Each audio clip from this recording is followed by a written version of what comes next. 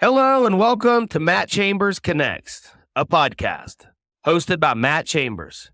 This is the podcast that transcends boundaries, empowers cross-cultural connections, and fosters a more connected world. I'm your host, Matt Chambers, and I invite you to join us on this quest to expand our understanding and build bridges between my two favorite places on the planet, Latin America and the United States. I've been traveling, living, and doing business in Latin America for nearly 2 decades.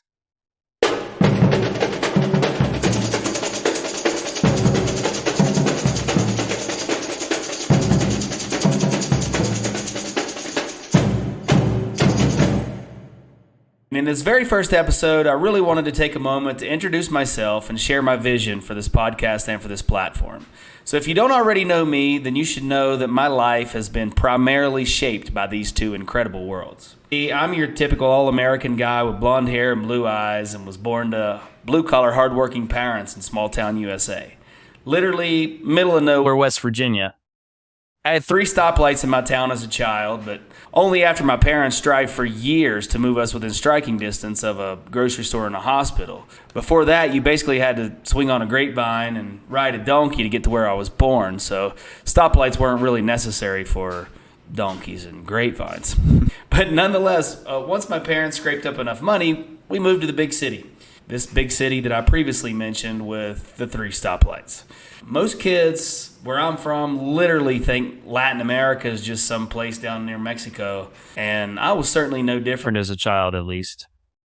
But that would eventually change. So at some point around the age of 5 or so, like many of you, they forced me to go to school, much to my disagreement because frankly I didn't see much point in it, and I really still don't.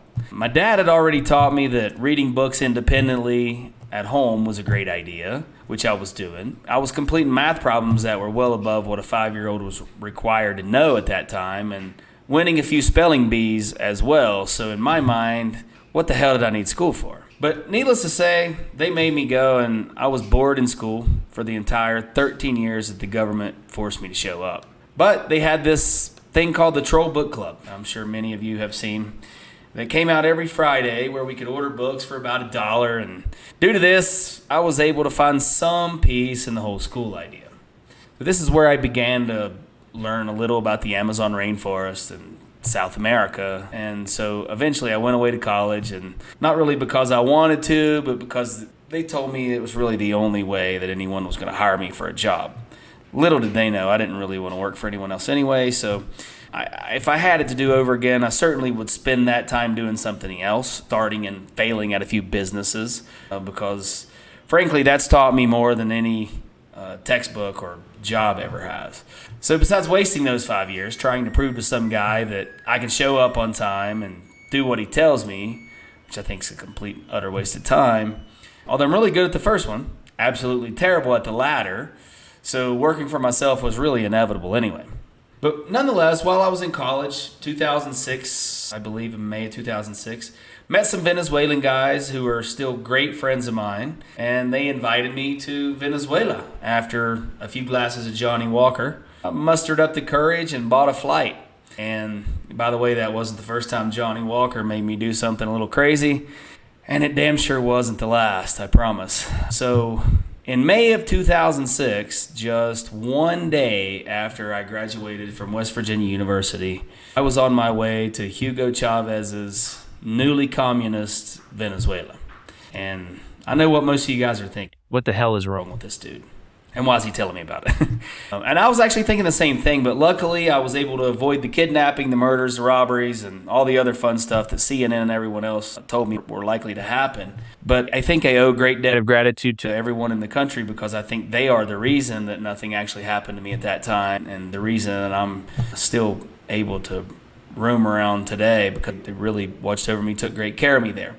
But I don't want to go too far into my Venezuelan story. I'll go into that in a little later episode. But for now, I'm going to give the Cliff Notes and let you guys know that this crazy-ass trip I took actually ended up in quite the love story. And when I say love story, it has absolutely nothing to do with a girl. Although I did fall in love with plenty of them in Venezuela too. One right after the other, actually. Basically, any female there that spoke Spanish to me at the time, I fell in love with. Most of you probably would too. I was 22, right out of college, absolutely nothing to do, nowhere to be. It was the first time I'd fallen in love with a girl that I couldn't verbally communicate with. But again, like I said, this love story has nothing to do with the girl. The love that I found while on that trip was with the entire culture and the entire continent. And so much so that I've really never been able to leave Latin America. And every time that I try, something pulls me back in. And I have to give Venezuela credit there. They were the catalyst that initiated that and made me fall in love with the continent. But as you'll learn in upcoming episodes, this certainly wasn't the last place that I fell in love with in Latin America. Hence the reason for me creating this platform. But I did feel an immediate connection in Venezuela, without a doubt. Unfortunately, for the great people of Venezuela, Hugo Chavez turned that whole country upside down. I've never been able to go back for safety reasons, but it left me thirsty to see much more of Latin America. So I began to look at other places, and frankly, in a weird way, I'm extremely glad that I was forced to leave. Not in the way I was forced to leave, but glad I was just forced out, because it allowed me to see a lot of other things that I've also loved. So I've been obsessed since, and I've been going back and forth between the United States and Latin America for years and years, almost 17, 18 years now. Some for business, some for pleasure. And for the last 6.5 years, I've lived full-time in Colombia and now Brazil. Obviously going back and forth to the U.S. for business and things like that, but pretty much full-time living in Colombia and currently Brazil. That said, I think it's important that you hear a little bit about the American side of me, as I think a lot of you guys will identify with this side a lot easier, obviously. As a child, I played baseball. I had lemonade stands and, like many other kids, mowed a few lawns, which eventually turned into a full-fledged business that I built along with a childhood friend to more than 50 clients. And in my adult life, I started a wholesale furniture business, which I built to a little shy of $10 million in revenue, with clients in 8 U.S. states and 5 Latin American countries. And then after that, I had a few business learning experience that most would call failure, and entrepreneurs would just call part of the process. So then while I was living in Colombia, I built a rental car business with more than 30 cars, and eventually had a successful exit from that business. So throughout my time in Latin America, I've had the privilege of immersing myself in the culture, in the rich culture, the vibrant communities, and really witnessing the entrepreneurial spirit that really permeates this region. I've also been able to observe the challenges faced by many of my friends here, many people I've met along the way here, and their desire to learn from foreigners who have successfully navigated those obstacles. Many of them seek guidance on forging better connections, exploring opportunities, and making informed investments that they maybe haven't had access to before. It's been my earnest endeavor to assist them to the best of my ability over the years, and this genuine desire to help them has been a major driving force behind the creation of this podcast and this platform.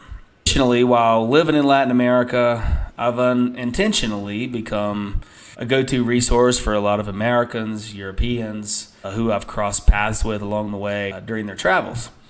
It seems that when they see someone like myself engaging with the locals, embracing the region, embracing the culture, I naturally become their trusted point of contact for inquiries and concerns about the area. This led to an epiphany, and I realized that I have become that person and the individual who others seek to connect with and learn from. Owing all of this, by the way, to my experiences on both sides of the aisle in the U.S. and in Latin America. So watching my friends try to overcome these challenges ignited a fire within me, a burning desire to help bridge this gap, build these connections, and help both sides realize the immense potential that we hold if we can figure out a way to work better together. And so that's why I'm here today, launching this podcast and this platform. Through engaging conversation and thought-provoking interviews with a diverse range of guests, we'll aim to educate, inspire, and open doors to new possibilities. Each episode will feature experts, thought leaders, entrepreneurs, even indigenous leaders, and many times just me sharing personal stories. The goal is to embody the spirit of connection and contribute to the cultural and business landscapes of both Latin America and the United States. So as we navigate this voyage of discovery, if you will, we aim to enlighten and inform.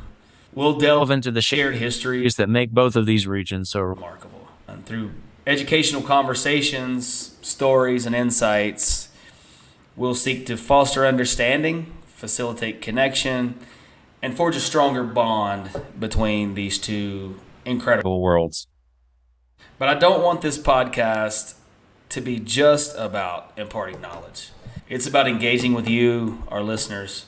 We want to hear your thoughts, your experiences, and your perspectives, so that together we can create a vibrant community where ideas are exchanged, connections are made, and a tapestry of understanding is woven.